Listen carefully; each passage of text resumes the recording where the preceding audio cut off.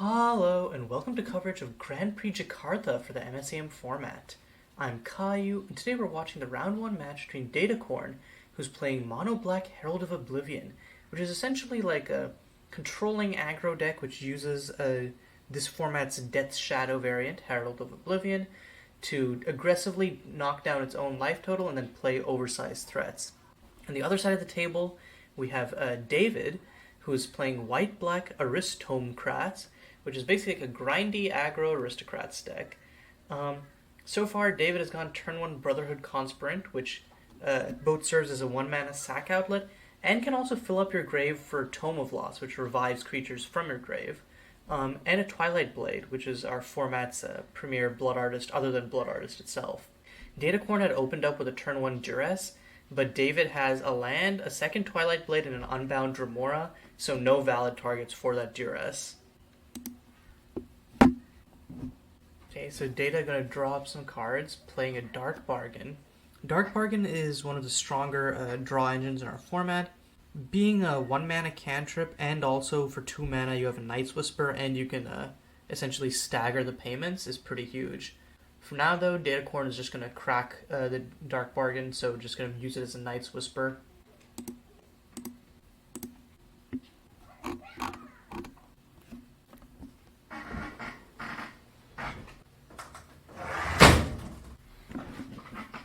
Okay, so David just getting in for 2 with the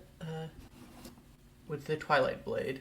So far, Data has just not made any like significant strides, but hopefully, like, if Data can like stabilize at a low life total, might be able to just play out some threats, clog up the board. The problem with that, of course, is Twilight Blade plus Brotherhood Conspirant basically means that David has a reach which doesn't care about Datacorn's board state.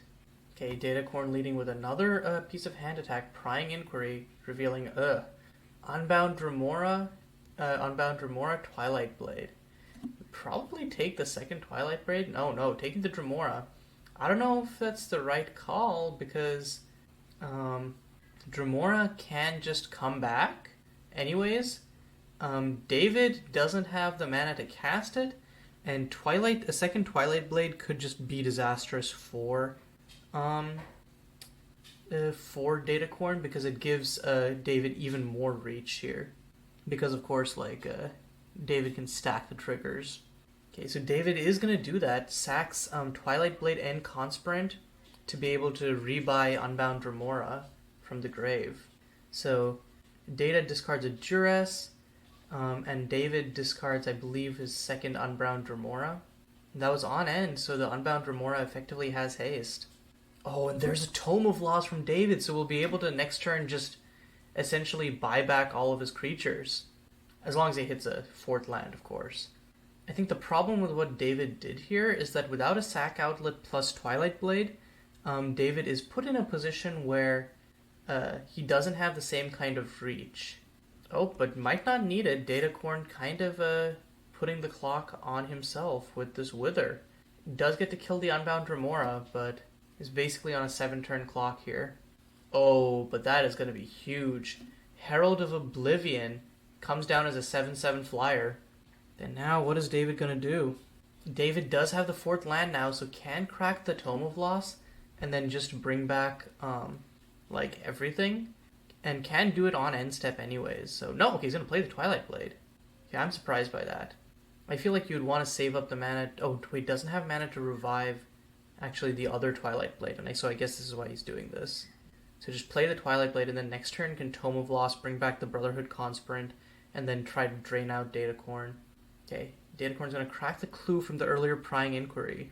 Okay, and Bloodjade Prophet from Datacorn. This is dangerous though, because I think if Datacorn really takes any of these cards, I was gonna say if Datacorn takes any of those, is in a life range which is extremely dangerous, but is just gonna bottom all of them.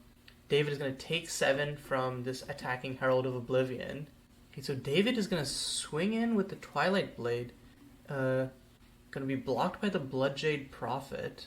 It looks like in response, David is going to sack it to Imperial City, drain Datacorn for 1. Oh, and that's a land. Yep, so it comes in tapped. But next turn, okay, the important part of this is, next turn David untaps, revives everything with Tome of Loss, and then can win on the spot. The question is, does Datacorn have lethal right here?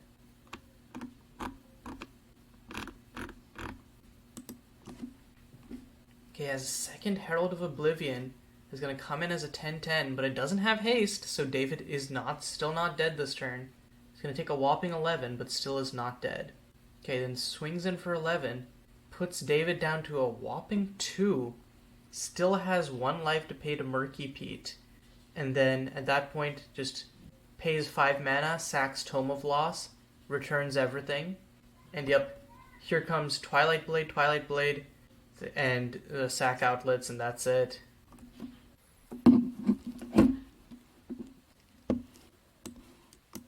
Okay, so before we go into game 2, let's look at sideboarding. So Datacorn, the Ambitious Necromancer, I don't think that this will be a matchup for. Neither are the Just Businesses. Shikai's Redoubt is really good, so I'm assuming that all 4 of these will be coming in for some Mizzet lands. And Chaos and Bloom, maybe 1 or 2 of, but again, wipes are not super great versus Aristocrats unless you can get them early. So we'll have to see. Meanwhile, on David's end, I could definitely see the out-of-body experiences coming in just to be able to take care of some of the bigger threats. Other than that, I don't think that there's anything from David's sideboard that's relevant in this matchup.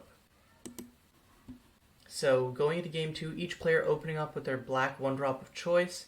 Datacorn opening up with a Jar Champion, and David opening up with the Shadowban Console. So Datacorn is going to play the Shock Fetch untapped, that will buff up the Jar Champion into a 2-2, and then is going to run out the Prying Inquiry on David, revealing Brotherhood Conspirant, Young Necro, Departed Evangel, Twilight Blade, and Unbound Remora. Yikes, this is not an ideal situation, but I think you just take the Twilight Blade for now. Takes the Brotherhood Conspirant.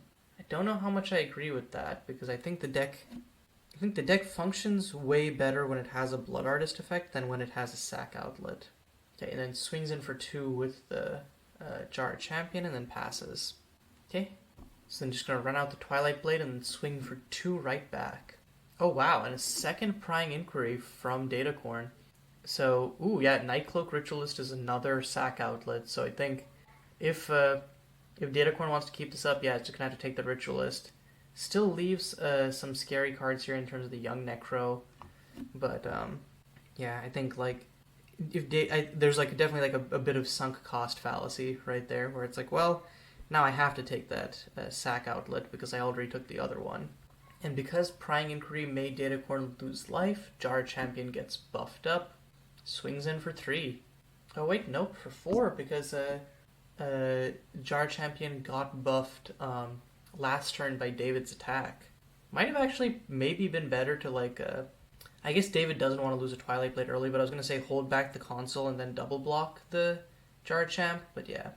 Okay, David's just going to try and go wide here. Departed Evangel plus Young Necro. And this time is not going to attack with anything. I'm surprised actually that David didn't attack with the Twilight Blade. Oh, I guess wants to keep it as a 4-4, or sorry, wants to keep it as a minimum of 5-5, because then can block with Console plus Evangel plus something else.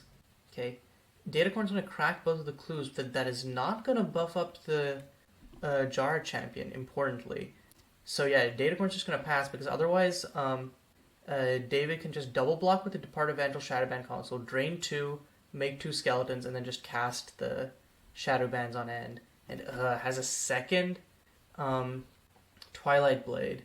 Okay, swings for 6 with Young Necro plus the Depart. I'm surprised that David swung in with all of these, but I guess get your money's worth. Datacorn is down to 6 life, and that does mean that next turn Datacorn is dead on board. Okay, has the Wither, gonna kill the Twilight Blade number 1. And yeah, even with the Wither, Datacorn realizes that can't come back from this board state. So that's it. David takes it in a clean 2-0 over Datacorn. I think it's super cool because I think David streamlined this deck a bit. It was 3 colors last GP, and pulling it back into focus and like taking the parts of that deck that worked and like going all in on them, I think has really shown its strength and how this deck just speeds through in a blistering fashion. Meanwhile, I think Datacorn's deck is really cool. It's just I think this is just not an ideal matchup for it, to be completely honest. Like David both has life gain and a good like aggressive game plan and has reach. So it's kind of like this confluence of factors which makes it very difficult for Datacorn's deck to deal with. Hopefully later on in the tournament they come across matchups where they're overwhelming clock in the form of cheap gigantic flying beaters ends up being viable. But yeah, until then, this is Caillou signing off.